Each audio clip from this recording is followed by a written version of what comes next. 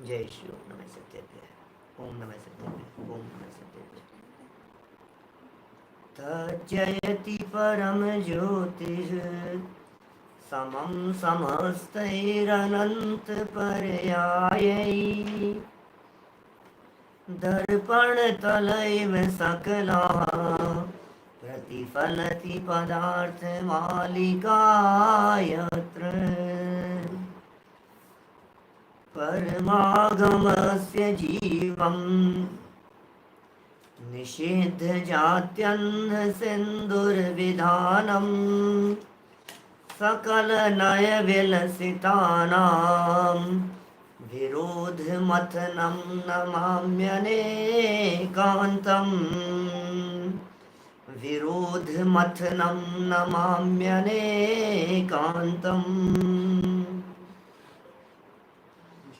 आचार्य अमृतचंद्र स्वामी की यह अनुपम रचना पुरुषार्थ सिद्धि उपाय नामक ग्रंथ है। बहुत सुंदर और अनुपम रचना है। उपदेश दाता किस प्रकार के होने चाहिए, प्रवचन करने वाले विद्वान किस प्रकार के होने चाहिए, गुरु किस प्रकार के होने चाहिए। जगत में ऐसी बातें बहुत चलती है कि अपनी लाइफ में कोई ना कोई गुरु होना चाहिए, कोई ना कोई गुरु जरूर होना चाहिए हमारी लाइफ में। लेकिन वो गुरु कौन होना चाहिए? हर व्यक्ति ये कहता है मैं सच्चा गुरु हूं। मैं ये कहूं आपसे कि मैं सच्चा गुरु हूं। दुनिया में आप टीवी चैनलों पर, इंटरनेट पर एक ढूंढो 50 मिलेंगे आपको सच्चे गुरुओं के नाम से। कौन गुरु सच्चा गुरु है? तो आचार्य अमृतचंद्र स्वामी ने कसौटी पत्थर दे दिया तुम्हारे हाथ में। बोले तुम निर्णय करो, हम नहीं कहते। तुम निर्णय करो कौन से गुरु सच्चे गुरु हैं। आप निर्णय करो कौन से गुरुओं को सच्चा माना जाए। ये गुरु सच्चे हैं या ये गुरु सच्चे हैं, करो नक्की। ये सब कैसे करें? बोले 3 लक्षण बतला दिए हैं गुरुओं के संदर्भ में। पहला लक्षण क्या है बताओ? पहला लक्षण क्या कहा था? शिष्यों के अज्ञान अंधकार को दूर करने में समर्थ, शिष्यों की शंकाओं का समाधान दूर करने में समर्थ, समाधान कर सके। पूछ लो जो कुछ भी पूछना हो आपको विषय से संबंधित। देखो जिस विषय को समझा रहे हैं उस विषय से संबंधित। माने आप दुनिया भर के आप इंजीनियरिंग का क्वेश्चन आकर के पूछो किसी डॉक्टर से कि साहब ये डॉक्टर हैं, ये मेरे मेडिकल फील्ड के गुरु हैं, लेकिन मैं इनसे पूछ रहा हूँ कि वो इस गैस का इसका क्या होता है, साइंस का क्वेश्चन पूछ रहा हूँ, तो वो क्या बतलाएंगे? कुछ नहीं। तो भाई शिष्य के अज्ञान अंधकार को दूर करने में समर्थ, इसका मतलब जिस फील्ड के वो गुरु हैं, जिस सब्जेक्ट को वो पढ़ा रहे हैं, जिस टॉपिक को वो समझा रहे हैं, उस टॉपिक के संबंध में उठने वाले समस्त प्रश्नों का समाधान करने में समर्थ, शिष्य के अज्ञान अंधकार को दूर करने में समर्थ। दूसरा पॉइंट एक और कहा था, निश्चय और व्यवहार के ज्ञाता। ये बहुत इंपॉर्टेंट चीज है क्योंकि सारा जिनागम नयों की शैली में लिखा गया है। पहले दिन चर्चा की थी मैंने आपसे। हमारे शास्त्र, हमारे आगम, हमारी जिनवाणी, हमारा साहित्य नए नए नए नए की भाषा में लिखा गया है, नए की भाषा में लिखा गया है। और वो नए के जानकार नहीं होंगे तो कैसे समझाएंगे? कौन सी जगह पर कौन सा कथन किस विवक्षा से किया जा रहा है, इस विवक्षा को यदि वे नहीं समझेंगे तो किस तरह से समझाएंगे? निश्चय का कथन किस प्रकार से होता है, व्यवहार का कथन किस प्रकार से होता है, कौन सी जगह पर प्रश्न निश्चय से किया गया है उसका जवाब निश्चय से दिया जाना चाहिए, जब व्यवहार से प्रश्न किया गया हो तो उसका समाधान भी व्यवहार से किया जाना चाहिए। जिस एंगल से प्रश्न पूछे, हमने कहा भाई साहब आपसे मिलने के लिए आए, तबीयत खराब थी, हमने खबर सुनी, आपसे मिलने के लिए आए। हमने भाई साहब तबीयत कैसे है आपकी? क्या बात करते हो यार, मेरी कौन सी तबीयत, मैं तो आत्मा हूँ, आत्मा को बुखार थोड़ी ना होता है, आत्मा की तबीयत खराब होती ही नहीं है, अपन तो आत्मा है पंडित जी, अपने तो कुछ नहीं हुआ, कुछ नहीं हुआ। ऐसी बातें करता है। अरे भाई तेरे से प्रश्न व्यवहार से पूछा है, तू निश्चय से जवाब देता है, मेरे तो कुछ हुआ ही नहीं है। अरे अपने क्या होता है पंडित जी, अपने तो कुछ भी नहीं होता है। और फिर थोड़ी देर बाद में कहते हैं अरे भगवान क्या हुआ, क्यों? अभी तो तू कह रहा था मेरे कुछ नहीं होता है और अब यहाँ हूं शुरू हो गया। मेरी पर्याय को बुखार हुआ है, युगल जी बाबूजी की प्रसिद्ध पंक्तियां हैं, मेरी पर्याय को बुखार हुआ है। अरे भाई सुन तो सही, क्या कह रहे हैं, तेरे से प्रश्न जिस अपेक्षा से पूछा जाए उसकी विवक्षा को नहीं समझेगा तो अर्थ का अनर्थ कर बैठेगा। जिनागम में कहीं निश्चय की मुख्यता से व्याख्यान होंगे, कहीं व्यवहार नहीं की मुख्यता से व्याख्यान होंगे। क्या दोनों प्रकार की कथन होंगे शास्त्रों में, कहीं निश्चय की मुख्यता से व्याख्यान मिलेंगे, कहीं व्यवहार नहीं की मुख्यता से व्याख्यान मिलेंगे। दोनों कथनों को बराबर समझना, सामने वाले की अपेक्षा समझना, जिनवाणी की अपेक्षा समझना, आगम की अपेक्षा समझना, आचार्य किस विवक्षा से बात कहना चाहते हैं उसे नहीं समझोगे तो आचार्यों के हृदय का मर्म नहीं समझ पाओगे। शादी होकर के नई नई आई थी बहुरानी घर पे, और अम्मा जी ने उसको कहा कि जा बेटा मैं मंदिर जाकर के आती हूँ 10 मिनट में, क्या दर्शन करके आती हूँ, थोड़ा सा काम ज्यादा है, एक काम करना, ये झाड़ू लगा करके कचरा इधर खिड़की से नीचे फेंक देना, लेकिन आदमी देख के फेंकना। ठीक है। 10 मिनट बाद में अम्मा जी मंदिर से आई और बहू रानी कचरा लेकर के खिड़की पे खड़ी थी रोड की तरफ, कि क्या हुआ बेटा कचरा क्यों नहीं डाला अभी तक? कि अम्मा जी कोई आदमी नहीं आया। अरे आदमी देख करके डालना इसका अर्थ क्या है? आदमी के ऊपर डालना ये अर्थ है उसका। आदमी देख के कचरा डालना इसका अर्थ ये है कि नीचे से कोई आदमी न निकल रहा हो, कोई आदमी नहीं हो, ये देख करके कचरा डालना। उसने क्या समझा कि किसी आदमी पे डालना है। अम्मा जी कोई अच्छा आदमी ही नहीं आया, किसके ऊपर डालती? तो मतलब नहीं समझ रहे आप क्या है। कथन का अभिप्राय समझना बहुत जरूरी है, विवक्षा को समझना बहुत जरूरी है। देखिए इन दोनों प्रकार के नयों का उपदेश किस प्रकार से आचार्य देव देते हैं, हम इस बात को यहाँ देखते हैं। पेज नंबर है 28, 28 नंबर पेज है, 5 नंबर का श्लोक है। पुस्तकें आपके पास में उपलब्ध हैं। अभी भी जिनके पास में नहीं हो वे पीडीएफ की रिक्वेस्ट नहीं करें, पहले दूसरे प्रवचन के डिस्क्रिप्शन से पीडीएफ डाउनलोड कर लेना। देखिए 5 नंबर का श्लोक बोलता हूं, सब मिलकर के भी बोल सकते हैं। निश्चय में भूतार्थम, निश्चय में भूतार्थम, व्यवहारम वर्णयन्ते भूतार्थम। बोलो, व्यवहारम वर्णयन्ते भूतार्थम, भूतार्थ बोध विमुख है। बोलो, प्रायः सर्वोपि संसार है, प्रायः सर्वोपि संसार है। भाई उपदेश तो जनागम में दोनों प्रकार का होगा, लेकिन जो व्यक्ति भूतार्थ के बोध से विमुख है सब संसारी हैं। माने भाई अमृत चंद्राचार्य कह रहे हैं उपदेश तो जनागम में दोनों प्रकार का मिलेगा। कहीं निश्चय नहीं की मुख्यता से व्याख्यान मिलेगा, कहीं व्यवहार नहीं की मुख्यता से व्याख्यान मिलेगा। देखो अभी भूमिका बना रहे हैं ये, अभी ग्रंथ प्रारंभ नहीं किया है, अभी शास्त्र शुरू नहीं किया है, अभी तो आपको उपदेश की शैली बता रहे हैं। आगे ग्रंथ जब शुरू करेंगे तब तो आनंद ही कुछ अलग प्रकार का होगा। अभी तो बात क्या कह रहे हैं यहाँ पर, अभी कह रहे हैं उपदेश 2 प्रकार का है भैया। अब इन 2 में से कौन सी बात को मानना? अब अज्ञानी मूर्ख क्या करता है, देखो बच्चे होते हैं ना, बच्चे, उन बच्चों को माएँ 2 प्रकार का उपदेश देती है। क्या कैसा कैसा उपदेश देती है? एक प्रकार का उपदेश वो होता है जो उनके मन माफिक होता है, दूसरे प्रकार का उपदेश वो होता है जो मन को पसंद नहीं आता है। बोलो क्या करना? कि भाई आज्ञाकारी पुत्र वही है जो सभी प्रकार के उपदेश को यथावत स्वीकार करे,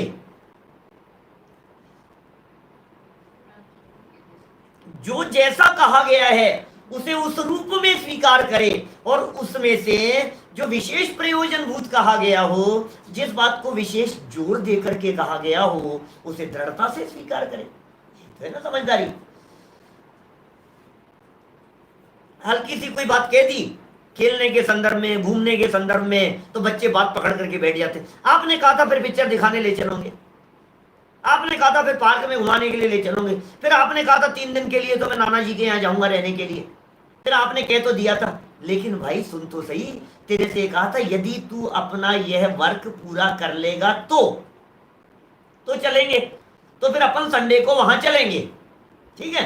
अब आधी बात जो मतलब की थी ना चलेंगे, वो तो पकड़ ली, और जो मूल मुद्दे की बात कही थी उसके लिए उसे छोड़ दी। तो आचार्य देव कह रहे हैं उपदेश तो जनागम में दोनों प्रकार का मिलेगा, तुम दोनों प्रकार के उपदेश में से कौन से उपदेश को ग्रहण करते हो भैया। देखो निश्चय और व्यवहार दोनों उपदेश में से कौन सा ग्रहण कर रहे हो, देखना जरा 28 नंबर पेज, अन्वयार्थ। इस ग्रंथ में निश्चय नय को भूतार्थ और व्यवहार नय को अभूतार्थ वर्णन करते हैं। ये पूरा ग्रंथ ऐसा है, यहाँ बड़े गजब की गाथाएं हैं। आगामी जो गाथाएं कल परसों जो आएगी ना गाथा, 7 नंबर की गाथा माणव के सिंहो, गजब की चर्चाएं, उदाहरण ऐसे देख करके समझाएं शानदार तरीके से। देखो जरा क्या कह रहे हैं, इस ग्रंथ में निश्चय नय को भूतार्थ और व्यवहार नय को अभूतार्थ वर्णन करते हैं। उपदेश दोनों प्रकार का होगा, लेकिन व्यवहार को अभूतार्थ रूप से कहेंगे और निश्चय को भूतार्थ रूप से कहेंगे। हो सकता है हमारे बहुत सारे सज्जन ऐसे होंगे जो ये कहेंगे पंडित जी ये भूतार्थ अभूतार्थ क्या होता है। डरो मत, अपनी वोकेबलरी में एक एक वर्ड को ऐड करते चले जाओ। आपको यदि इंग्लिश सीखनी होती है तो आप क्या करेंगे, आपको यदि संस्कृत सीखनी होगी तो क्या करेंगे, आपको यदि फ्रेंच सीखनी होगी तो आप क्या करेंगे, क्या करते हैं बोलो, वोकेबलरी में एक एक शब्द बढ़ाते चले जाते हैं। तो मैं उन लोगों से निवेदन करना चाहता हूं जिन लोगों ने जैन दर्शन को सीखने के लिए कमर कसी है, जैन दर्शन को सीखना चाहते हैं हमारे माध्यम से, अपनी एक डायरी बनाएं, अपनी एक कॉपी बनाएं, और जो नए नए शब्द आते हैं उन शब्दों को आप अपने हिसाब से उनका भाव वासन करते रहें। स्यादवाद क्या होता है, अनेकांत क्या होता है, नए पद्धति क्या होती है, समझ में कितने शब्द पीछे जो आए हैं, पर्याय शब्द किसके लिए प्रयोग किया जाता है, द्रव्य शब्द का अर्थ क्या होता है। अब यहाँ कह रहे हैं भूतार्थ क्या होता है, अभूतार्थ क्या होता है, निश्चय नय क्या होता है, व्यवहार नय क्या होता है। कदम कदम पे नए नए शब्द मिलेंगे, सारे कंसेप्ट क्लियर करते चले जाओ धीरे धीरे करके। प्रायः भूतार्थ अर्थात निश्चय नय के ज्ञान से विरुद्ध जो अभिप्राय है वह समस्त ही संसार स्वरूप है। अमृत चंद्राचार्य ये कह रहे हैं भाई उपदेश तो दोनों प्रकार का होता है, उपदेश तो दोनों प्रकार का किया है शास्त्र में, लेकिन दोनों प्रकार का उपदेश किया जाने पर भी निश्चय नय का उपदेश प्रमुख है। निश्चय नय का उपदेश ग्रहण करने योग्य है, निश्चय नय का उपदेश स्वीकार करने योग्य है, निश्चय नय की बातें पकड़ लेने योग्य हैं। जैसे पूरा प्रवचन सुना आपने, अब पूरे प्रवचन का एसेंस निकाल करके, निचोड़ निकाल करके बताओ क्या था, मूल मुद्दे की बात बतलाओ क्या थी, तो बता सकते हो आप। जैसे हमारे विद्यार्थी करते हैं जो शास्त्री में पढ़ रहे हैं ना, हमारे वे विद्यार्थी करते हैं, क्या करते हैं वे लोग, पूरा प्रवचन सुनते हैं, प्रवचन के मुख्य बिंदु सुनाते हैं, ऐसे मुख्य बिंदु निकालो। लेकिन वे मुख्य बिंदु होने चाहिए जिन मुख्य बिंदुओं में सारी बात गर्भित हो जावे। तो ये जो यहाँ आगे पूरे शास्त्र बतलाने वाले हैं, भूमिका बना रहे हैं, हम इस शास्त्र में किसका वर्णन करेंगे, भूतार्थ का वर्णन करेंगे, अभूतार्थ का भी वर्णन होगा, व्यवहार का भी वर्णन होगा, आपके आचरण की प्रधानता से वर्णन होगा, 5 प्रकार के अणुव्रतों की मुख्यता से वर्णन होगा, हिंसा का बहुत सुंदर खुलासा होगा, ये सारी बातें आएगी। लेकिन ये कह रहे हैं सुनो, निश्चय के ज्ञान से रहित, सच्ची बात को नहीं जानने वाले, व्यवहार को पकड़ के रहने वाले संसार में रुलेंगे। पहले मूल बात पकड़ो, मैं कौन हूं, मूल बात पकड़ो, भगवान कौन है, मूल बात पकड़ो, वे भगवान कैसे बने, असली बात पकड़ो, आखिर मैं इनको पूजता क्यों हूं, असली बात पकड़ो, आखिर ये पूज्य क्यों हो गए हैं, ये भगवान क्यों हो गए हैं। अब असली बात तो पकड़ी नहीं और चालू किया अर्घम निर्वपामीति स्वाहा, ओम ह्रीम श्री, और फिर अब ये चलता रहता है। ये आरती घुमाता है, ये व्रत उपवास करता है। अरे भाई तू क्यों करता है, माला का जाप कर रहा है, विधान कर रहा है, उपवास कर रहा है, संयम का पालन कर रहा है, भाई तू क्यों कर रहा है, बता तो सही, कुछ कारण तो बता इसका। नहीं नहीं नहीं, वो भगवान है और मैं भक्त हूं। अरे भाई क्यों, वो भगवान क्यों हो गए, तू भक्त क्यों है। मूल बात को नहीं पकड़े और छोटी इधर उधर की बातों को पकड़ करके घूमता फिरता रहे। ये कह रहे हैं वे समस्त संसार स्वरूप है, संसार का ही पात्र बनेगा भाई, वो तो रुलता रहेगा, मुक्ति प्राप्त करने का पात्र नहीं बन पाएगा। देखिए टीका, इह निश्चयम भूतार्थम व्यवहारम अभूतार्थम वर्णयन्ति। आचार्य इन दोनों नयों में निश्चय नय को भूतार्थ कहते हैं और व्यवहार नय को अभूतार्थ कहते हैं। शास्त्रों में दोनों प्रकार के कथन है, दो प्रकार के कथनों में से ये परमार्थ है, भूतार्थ है। भूतार्थ माने निश्चय, अभूतार्थ माने व्यवहार। अभी समझा रहे हैं, भावार्थ देखो। भूतार्थ नाम सत्यार्थ का है। लो, भूत अर्थात जो पदार्थ में पाया जावे। भूत, भूत माने होना, भूत माने अस्तित्व, भूत माने मौजूदगी, माने सद्भाव, जो वस्तु में हो उसका नाम है भूत। शब्द का अर्थ बतला रहे हैं। भूत माने क्या होता है, भूत, ऐसा भूत नहीं। भूत माने जो उसमें एसेंस है, मूल चीज है, वो है भूत। और अर्थ अर्थात भाव, अर्थ माने भाव, उनको जो प्रकाशित करे तथा अन्य किसी प्रकार की कल्पना न करे उसे भूतार्थ कहते हैं। अपने शायद माइल धवलाचार्य की पंक्तियां हैं, आला पद्धति की, भूतम अर्थम प्रद्योति यति इति भूतार्थ है। जो प्रयोजन भूत अर्थ को बतलावे उसे भूतार्थ कहते हैं। देखो देखो अर्थ बतलाता हूं, सुनना ध्यान से, गजब की बात कह रहा हूं, मजा आएगा।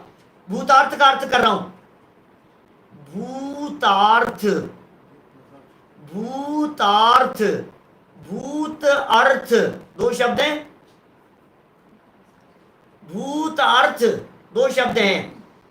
अर्थ शब्द को पहले रख दो और भूत को बाद में। अर्थ माने होता है प्रयोजन। अर्थ आपका किस अर्थ पधारना हुआ, किस अर्थ आना हुआ आपका। अर्थ माने प्रयोजन, किस प्रयोजन से आना हुआ। तो क्या किया अपन ने, भूत अर्थ दो शब्द थे। अर्थ माने होता है प्रयोजन, इसको उठा के रख दिया इधर, तो शब्द बन गया प्रयोजन भूत। भूतार्थ माने क्या हुआ, प्रयोजन भूत। अरे माने जिससे हमारे प्रयोजन की सिद्धि हो उसे भूतार्थ कहते हैं, खत्म बात। जिससे हमारा प्रयोजन सिद्ध हो उसका नाम भूतार्थ है। हमारा प्रयोजन क्या है, बोले सच्चे सुख की प्राप्ति करना, आत्म कल्याण करना, मुक्ति की प्राप्ति करना, मोक्ष मार्ग प्रकट करना, अतीन्द्रिय आनंद की उपलब्धि करना, घर गृहस्थी में रह रहे हैं तो सुख शांति से रहना, पीसफुल लाइफ, पीसफुल लाइफ, ये हमारा प्रयोजन है। बोले जो प्रयोजन भूत हो उसका नाम है भूतार्थ। प्रयोजन भूत, भूतार्थ शब्द का अर्थ बतलाया है मैंने, समझ में आया कि नहीं आपको भूतार्थ क्या होता है। वापस बताने की जरूरत तो नहीं है, उल्टा करना है खाली उसको। भूत को भूत रहने दो, अर्थ माने प्रयोजन, आगे पीछे करो तो भूत अर्थ माने प्रयोजन भूत, ये अर्थ हो गया उसका सीधा सीधा सा। देखिए जरा क्या कह रहे हैं, जिस प्रकार की सत्यवादी सत्य ही कहता है, कल्पना करके कुछ भी नहीं कहता, वही यहां बताया जाता है। भूतार्थ माने सत्यवादी है भाई साहब, जो कहेगा सच कहेगा। ये भूतार्थ माने परमार्थ की बात करेगा भाई साहब, लगावटी बात नहीं होगी, मिलावटी बात नहीं होगी, घुमा फिरा करके बात नहीं करेंगे भाई साहब, क्या इधर उधर से घुमा फिरा करके बात नहीं करेंगे, सीधी दो टूक बात करता है। ये है निश्चय, परमार्थ की बात कह रहा है, ये ऐसा है और ऐसा नहीं है भाई साहब, मैंने तो सच्ची बात बता दी आपको। कई बार ऐसा होता है, मैं सच्ची खरी बात कहता हूं ना, कई लोग ये कहते हैं अरे यार आप तो यार धर्म के वैसे बोलते हो यार, आप तो यार, फिर लोग मंदिर क्यों आएंगे यार? सच्ची बात बतलाऊंगा, मंदिर कैसे नहीं आएगा व्यक्ति। और सुनो, झूठी बात बतला करके हमें ये तुम्हारे को मंदिर में नहीं लाना है। झूठी बात बतला करके हम तुम्हारे को प्रवचन सुना करके के लिए बैठाए। हमें ऐसी भीड़ नहीं चाहिए, हमें ऐसी पब्लिक नहीं चाहिए, हमें वो व्यक्ति चाहिए जो सच्ची बात को सुनने के लिए तैयार हो। सीधी सी बात है। हम अभी आपको बतला दे रहे हैं, मेरे पास आओ यार, जो व्यक्ति मेरे प्रवचन 7 दिन सुन लेगा उस व्यक्ति के आसपास में 70 साल में कभी कोरोना नहीं आएगा। क्या भड़का रहा है, पागलपन की बात कर रहा है, कुछ लेना देना नहीं है।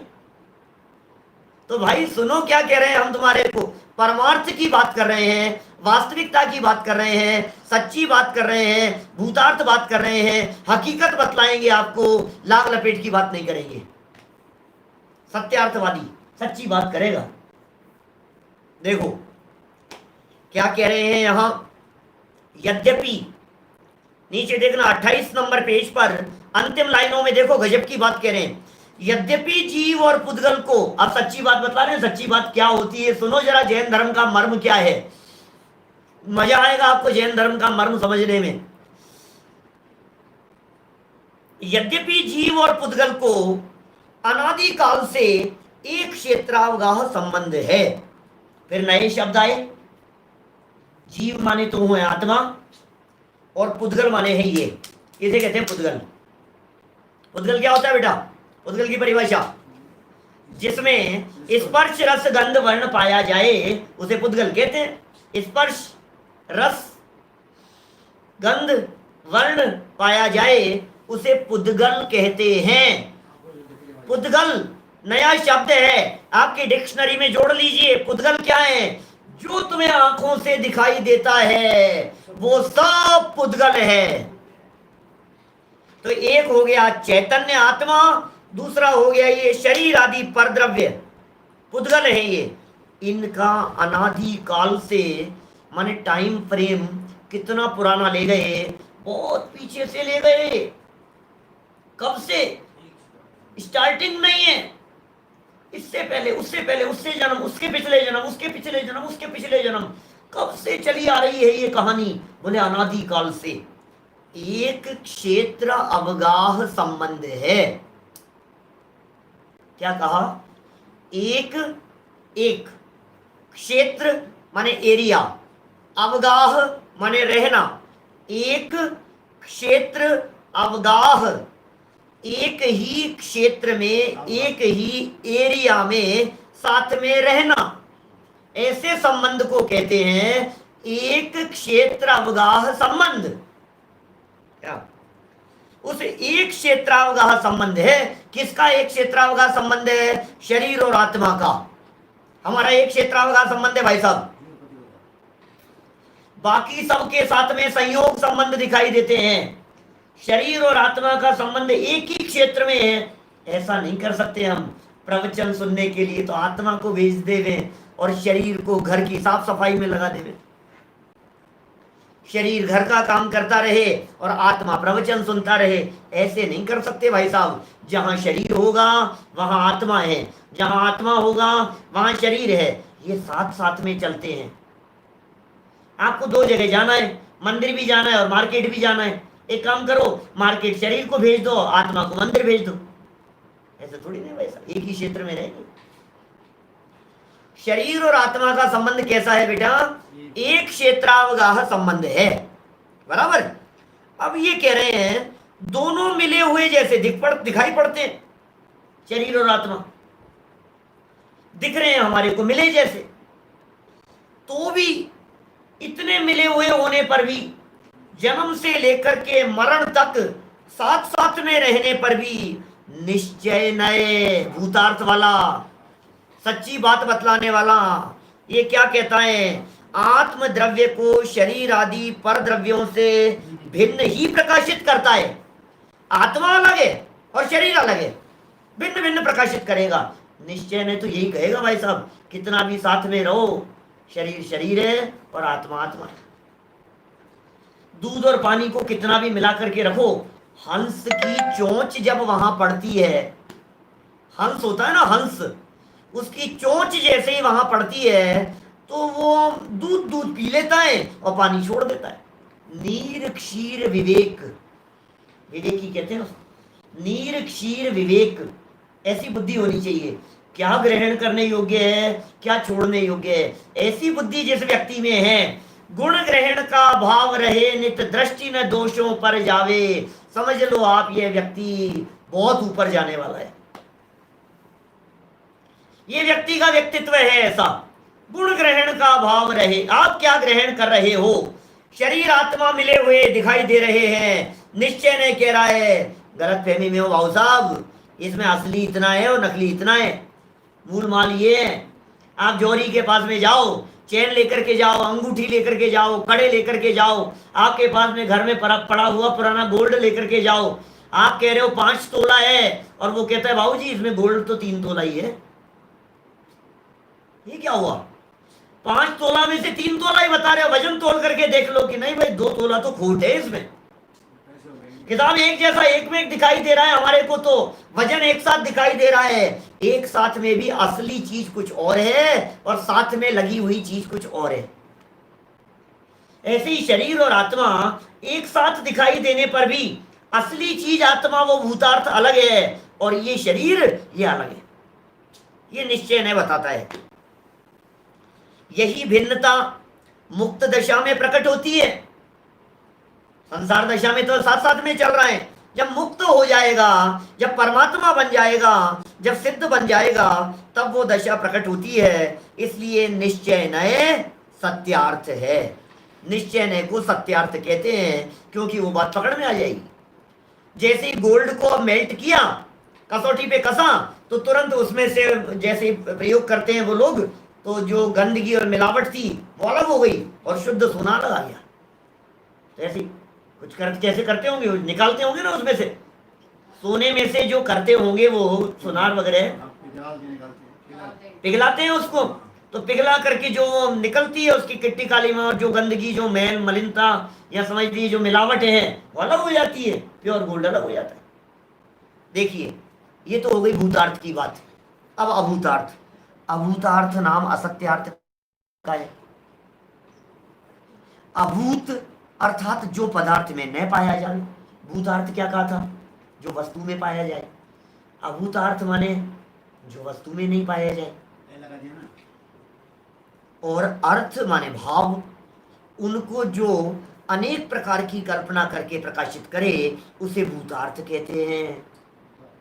जैसे कोई असत्यवादी पुरुष जरा से भी कारण का बहाना छल पाकर अनेक कल्पना कर असदृश को भी सदृश कर दिखाता है।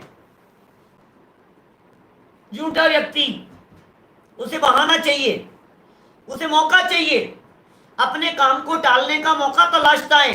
बहानेबाज व्यक्ति, झूठा व्यक्ति कुछ कह देगा, लाइट नहीं आ रही थी, ये नहीं हो रहा था, फिर ऐसा ही नहीं हुआ था, फिर हमारे में तो टाइम नहीं मिला, फिर ये नहीं हुआ, फिर कॉपी तो दी नहीं थी मेरे पास में, फिर पेन नहीं चल रहा था। बहाने बनाएगा वो व्यक्ति, असत्यार्थवादी व्यक्ति। बहानेबाज कह दिया असत्यार्थवादी के लिए। देखिए असदृश को सदृश दिखा देता है। क्या होता है असदृश को सदृश? उसी को बताते हैं। देखो जैसे यद्यपि जीव और पुद्गल की सत्ता भिन्न भिन्न है, जीव की सत्ता भिन्न है, शरीर की सत्ता भिन्न है। जीव निकल करके चला जाएगा, शरीर यही पड़ा रह जाएगा। दोनों की सत्ता न्यारी न्यारी है, भिन्न भिन्न है, स्वभाव भिन्न भिन्न है। शरीर का स्वभाव अलग है और आत्मा का स्वभाव अलग है। प्रदेश भिन्न भिन्न है। आत्मा के प्रदेश असंख्यात हैं, पुद्गल परमाणु अनंत प्रदेशी हैं। ये प्रदेश अलग, प्रदेश माने एरिया। तथापि एक क्षेत्रावगाह संबंध का छल करके बहाना पाकर आत्म द्रव्य को शरीर आदि पर द्रव्य से एकत्व रूप कहता है। बहाना बना करके एक में कह रहा है। कौन कह रहा है? ये कह रहा है भाई साहब व्यवहार में मुक्त दशा में प्रकट भिन्नता होती है, तब व्यवहार नए स्वयं ही भिन्न भिन्न प्रकाशित करने को तैयार होता है।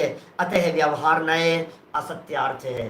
भाई व्यवहार की बातें सच्ची नहीं है, व्यवहार की बातें कहने के लिए है, व्यवहार की बातें काम चलाने के लिए है। भैया ये ना यार, आप ही का है, अपना ही समझिए, कहने के लिए है ये बात। व्यवहार की बातें काम चलाने के लिए। मेरा नाम क्या है बतलाओ, बतलाओ अपना अपना नाम बतलाओ भाई साहब। तो काम चलाने के लिए संसार दशा में पहचान के लिए अलग अलग नाम रखे हैं, नाम अनेक धराए क्या। लेकिन हमने कभी भी अपने स्वरूप को पहचाना नहीं। जिसका ये नाम है वो तो पड़ोसी है, और मैं इससे भिन्न एक तत्व हूं अंदर बैठा हुआ, उसको मैं नहीं पहचान पा रहा हूं। देखिए, प्रायः भूतार्थ बोध विमुख है, सर्वः अपि संसार है। थोड़ी मार्मिक बात कह रहे हैं, देखना इसी का थोड़ा सा खुलासा करेंगे। अतिशय पने सत्यार्थ जो निश्चय नय है, उसके परिज्ञान से विपरीत जो परिणाम है वह समस्त संसार स्वरूप है। ओहो, आचार्य देव क्या कह रहे हैं यहाँ पर? जो भूतार्थ के ज्ञान से रहित हैं प्राय वो सब संसारी है। लो, जिन्हें सच्चाई की खबर नहीं है वो सब मूर्ख हैं। जो वस्तु स्थिति को नहीं जानते हैं वे अनंत संसार में रुलने वाले हैं। क्या कह रहे हैं ये? अतिशय पने सत्यार्थ जो निश्चय है, अतिशय पने परमार्थ की बात है, खरी बात है, चमत्कारिक बात है, जो निश्चय है उसके ज्ञान से जो विपरीत परिणाम है, उल्टा परिणाम है, वह समस्त संसार स्वरूप है। इस आत्मा का परिणाम निश्चय नय के श्रद्धांत से विमुख होकर शरीर आदि पर द्रव्यों के साथ एकत्व श्रद्धान रूप होकर प्रवर्तन करे, उसी का नाम संसार है। समझना भाई साहब, थोड़ी गजब की बात कह रहे हैं। क्या बात कहना चाह रहे हैं? इस आत्मा का परिणाम निश्चय के श्रद्धांत से विपरीत हो गया। अब आत्मा क्या है, आत्मा का क्या स्वरूप है, निश्चय नय की बात को तो समझा नहीं, और निश्चय नय के श्रद्धांत से विपरीत होकर, उल्टा होकर शरीर आदिक पर द्रव्य के साथ एकत्व श्रद्धान रूप होकर प्रवर्तन करे, निश्चय की बात को नहीं माने, शरीर अलग है आत्मा अलग है, इस परमार्थ की बात को नहीं माने, और यही समझे कि यही मैं हूं, जिसका ये नाम है ना डॉक्टर संजीव गोधा, यही मैं हूं। अरे इतनी तन्मयता पाई जाती है, इतनी तन्मयता पाई जाती है नाम के साथ में, बाबूजी क्या बताऊं मैं आपको। यदि कोई अपने इस नाम वाला व्यक्ति यदि कोई गलत काम करे, सेम नाम, किसी का नाम संजीव हो, और वो संजीव नाम का व्यक्ति यदि कोई गलत काम करे और न्यूज़पेपर में उसका नाम उछल रहा हो, तो अपने आप को ऐसे लगता है जैसे जैसे कोई मेरी बात चल रही हो। बोलो, कोई लेना देना नहीं है। बोलो, इनका नाम विजय है, अब किसी विजय ने किया, नीरव मोदी ने घोटाला किया, मान लो आप, कितने कितने घोटालों के संबंध में नाम आते हैं रोजाना, नीरव मोदी ने किया। अब जिसका नाम नीरव है ना, क्या जब रोजाना नीरव नीरव नीरव चल रहा था, तो फिर ऐसे लगता है जिसका नाम नीरव होगा ना, उसे लगता है अरे यार उसका भी यही नाम होना था यार, और मेरा भी यही नाम होना था यार, क्या चक्कर। अरे भाई, तेरे से उसका कोई लेना देना नहीं है, तू काहे का अपने नाम के अंदर पर्याय में एकत्व बुद्धि करके बैठा हुआ है। ये कह रहे हैं ये शरीर का नाम है, इस नाम में भी कुछ दम नहीं है, ये नाम तेरी सिर्फ पहचान के लिए है, पता लगाने के लिए है। भाई साहब, टेम्परेरी एड्रेस है ये, तो परमानेंट पहचान तेरी कुछ और है। अब परमानेंट पहचान को पहचानता नहीं है और टेम्परेरी बात को देखता है। देखो क्या कह रहे हैं, शरीर आदि परद्रव्य के साथ, शरीर और आदि धन मेरा, अरे शरीर में तो है ही, इसके मोबाइल के स्क्रैच आ जाए ना, एक नया खरीद करके लाया था अभी 1.25 लाख रुपए का, और एक स्क्रैच आ जाए तो इसके ऐसे लगता है तो प्राण निकल रहे हैं। आज गाड़ी खरीद करके लाया 10-20-25 लाख की, 50 लाख की, 2 करोड़ की गाड़ी खरीद करके लेकर के आया है, और रोड पर चली, और चलते ही बगल से कोई स्कूटर और बाइक वाले ऐसा करके निकाल लिया, तो इसकी तो ऐसे लगता है जैसे दिल पे कोई स्क्रैच पड़ गए, ऐसे ऐसे तड़पता है अंदर में। तो ये क्या कह रहे हैं भाई साहब, आदि पर द्रव्यों के साथ एकत्व श्रद्धान रूप होकर प्रवर्तन करे, इसी का नाम तो संसार है। इससे जुदा संसार नाम कोई और पदार्थ नहीं है। दुनिया में संसार कहीं नहीं मिलेगा है। इसलिए जो जीव संसार से मुक्त होने के इच्छुक हो, हे जीव यदि तुम मुक्त होने की इच्छा रखते हो, हे जीव यदि तुम्हारी ये भावना हो कि संसार से हमें मुक्त होना है, तो क्या कह रहे हैं बोलो, उन्हें शुद्ध नय के सन्मुख रहना योग्य है। इसी को उदाहरण देकर समझाते हैं। लो साहब, एक छोटा सा उदाहरण देकर के समझा रहे हैं। इतना ही समय है अपने पास में इस श्लोक के लिए। देखिए क्या कह रहे हैं, उदाहरण दे रहे हैं। जिस प्रकार अनेक पुरुष कीचड़ के संयोग से जिसकी निर्मलता आच्छादित हो गई है, ऐसे गंदे जल को ही पीते हैं। लो, ना समझ लोगे, ना समझ लोगे भाई साहब, क्या कैसे व्यक्ति हैं, बहुत लोग हैं मूर्ख हैं, ना समझ है। कीचड़ मिला हुआ पानी था, निर्मलता उसकी ढकी हुई थी। आच्छादित माने ढका हुआ, निर्मल नहीं दिख रहा था पानी, साफ नहीं दिख रहा था। उनको तो प्यास खतरनाक लग रही थी, उन्होंने तो उठाया पानी और पी लिया। गंदे पानी को पीते हैं। और कोई जो समझदार होते हैं, कोई अपने हाथ में कतक फल माने निर्मली डालकर कीचड़ और जल को अलग अलग करते हैं। ये समझदार लोगों का काम है।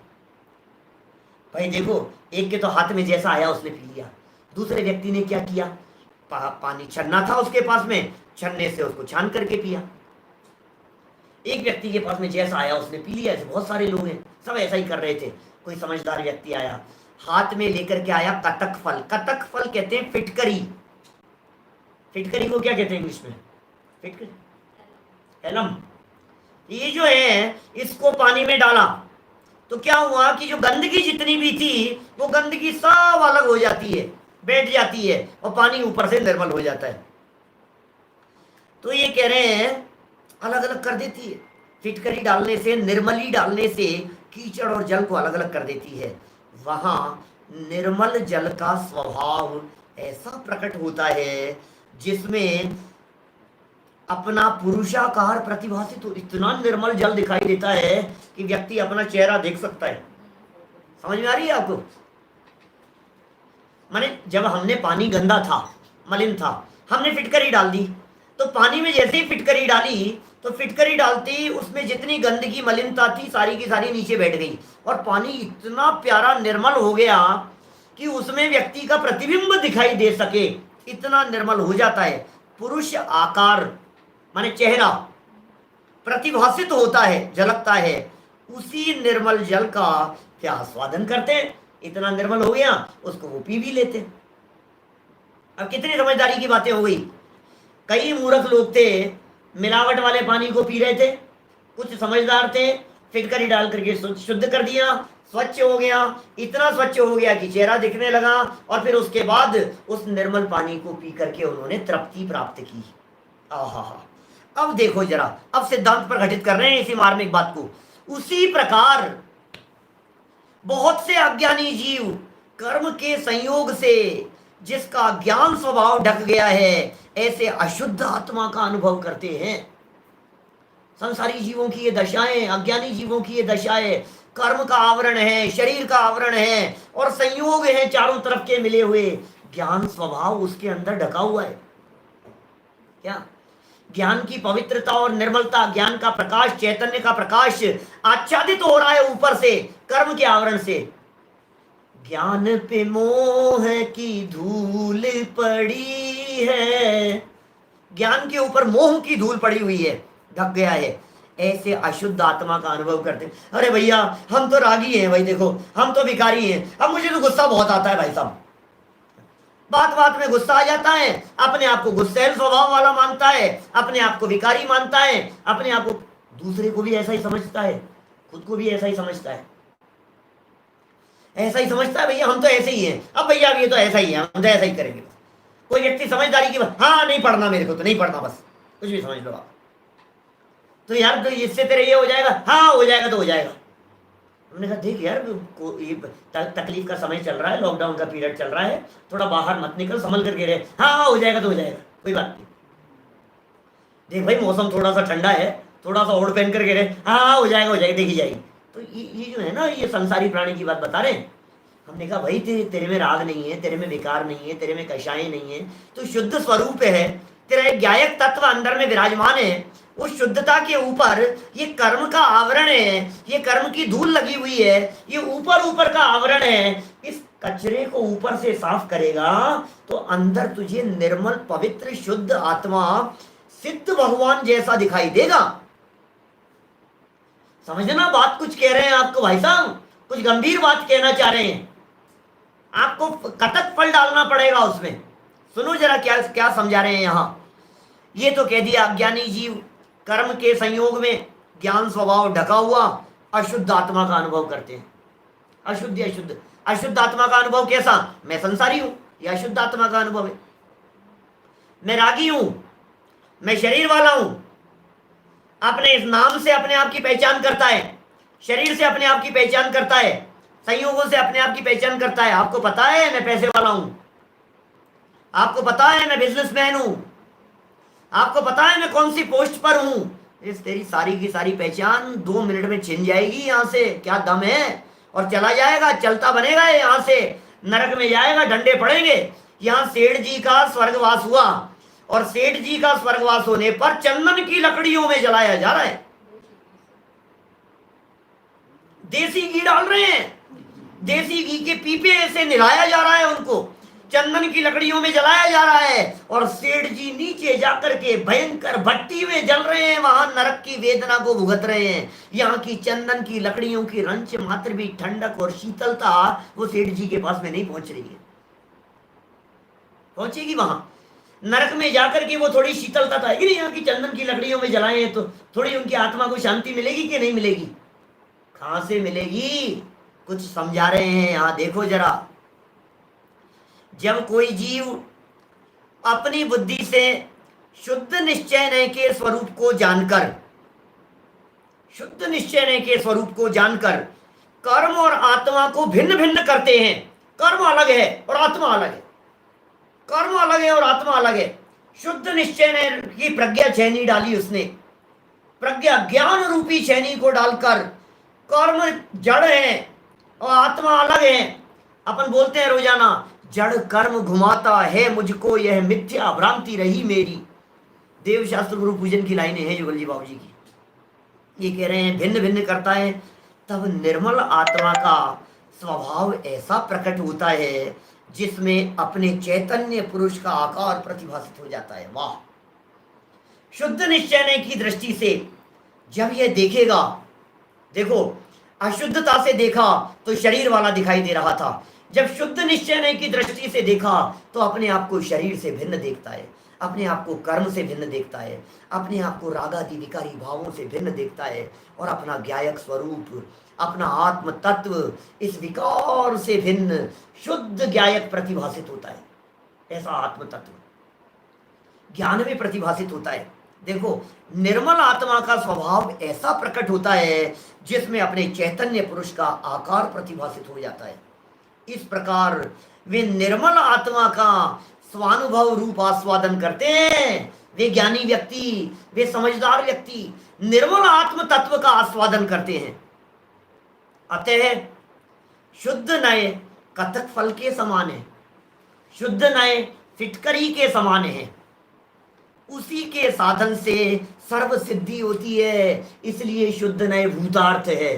समय सार ग्रंथाधिराज की 11वीं गाथा है, क्या 11वीं गाथा है समय सार की। शुद्ध नए को भूतार्थ कहा गया है वहां भी, और यहाँ यही बात कह रहे हैं, ये भूतार्थ का है, भूतार्थ का कथन है, सर्व सिद्धि होती है। अब देखो, अब गजब का प्रश्न है आगे, और उस प्रश्न का जवाब कल देंगे, आज उस प्रश्न का जवाब नहीं देंगे। प्रश्न क्या है कि साहब यदि शुद्ध नए इतना ही प्रयोजनभूत था, शुद्ध नए का कथन यदि इतना इंपॉर्टेंट है, तो शास्त्र में अभूतार्थ कथन क्यों किए? बोलो, फिर शास्त्र में व्यवहार नए के कथन क्यों किए? फिर व्यवहार नए की बातें क्यों बतलाई? फिर व्यवहार नए की जरूरत क्या है? आखिर व्यवहार के कथन भी तो शास्त्रों में किए गए हैं। देखो जरा 3 लाइनें आगे, आगे कहते हैं कि यदि एक निश्चय नए के श्रद्धांत से ही सर्व सिद्धि होती है, प्रयोजन की सिद्धि होती है। निश्चय नय का श्रद्धान करने से ही सारे प्रयोजन सिद्ध हो जाते हैं। तो फिर आचार्य व्यवहार नय का उपदेश क्यों देते हैं? आचार्यों ने व्यवहार का उपदेश क्यों दिया है? कितनी सुंदर बात कह रहे हैं भाई साहब। शास्त्रों में मिलेगा आपको व्यवहार नय का उपदेश। क्यों देते हैं? उसका उत्तर इस गाथा में कहा है। कौन सी गाथा में कहा है? कि 6 नंबर गाथा में इस बात का जवाब दिया है। यदि आपको इस बात का जवाब चाहिए कि आखिर आचार्य देव इस व्यवहार नय का कथन क्यों करते हैं, आखिर व्यवहार नय की जरूरत क्या है, क्या व्यवहार नय का मार्ग सच्चा नहीं है तो अपनाने योग्य नहीं है, क्या व्यवहारिक क्रियाओं को छोड़ देवे, क्या पूजन नहीं करनी चाहिए, इन सब बातों के संदर्भ में यदि विशेष जानना हो तो कल मिलेंगे ठीक 8 बजे। अभी की बात को इसी भावना से विराम देते हैं कि निश्चय नय को भूतार्थ जानते हुए हम उसका आश्रय लेकर आत्म कल्याण करें। ओम नमः सिद्धेभ्य। सहजानंदी शुद्ध स्वरूपी अविनाशी हूँ आत्म स्वरूप। सहजानंदी शुद्ध स्वरूपी अविनाशी हूँ आत्म स्वरूप। सहजानंदी शुद्ध स्वरूपी अविनाशी हूँ आत्म स्वरूप। निज निधि निज में बताई यह अनंत उपकार है। उसके लिए जिन वाणी माँ को वंदना शत बार है, वंदना शत बार है। द्वादशाम्बे जनवाणी माता की।